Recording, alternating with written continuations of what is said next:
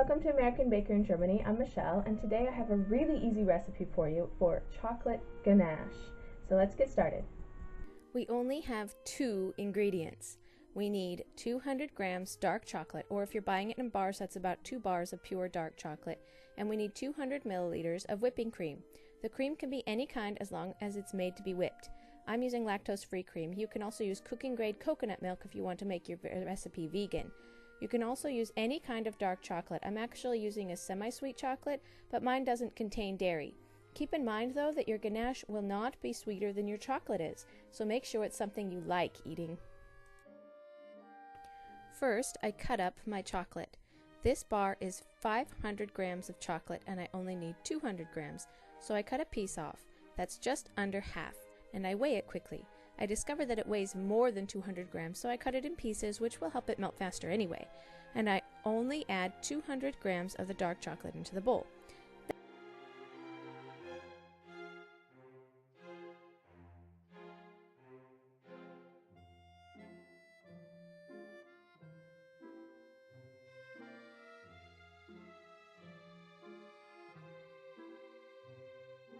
Then I add the whipping cream to the chocolate.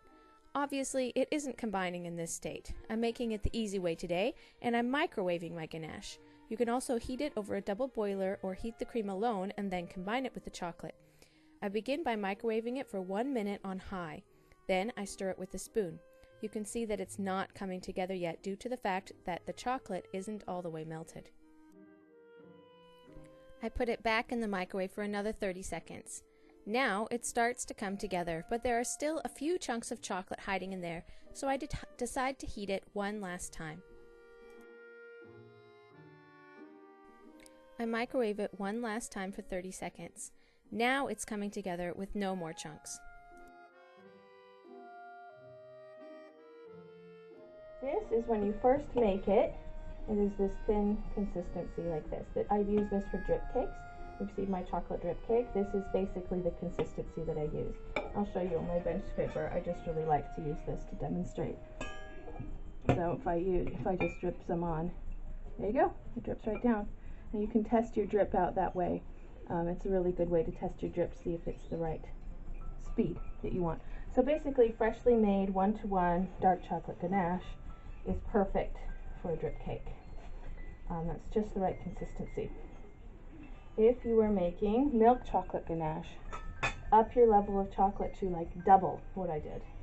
And if you're making white chocolate ganache, at least triple it.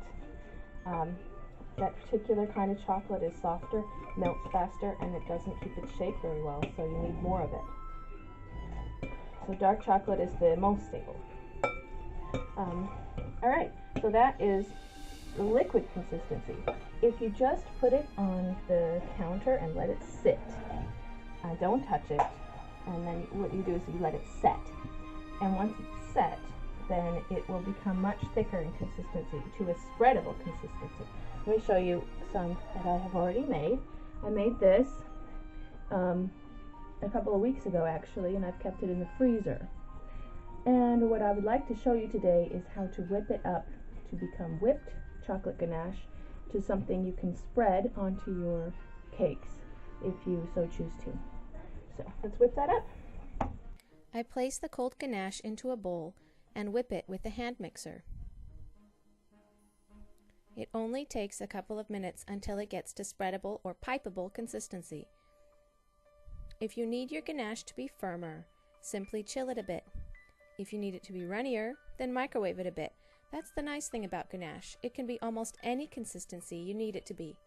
It's also much less sweet than buttercream, so if you don't care for buttercream, this is a decadent alternative for the chocolate lover.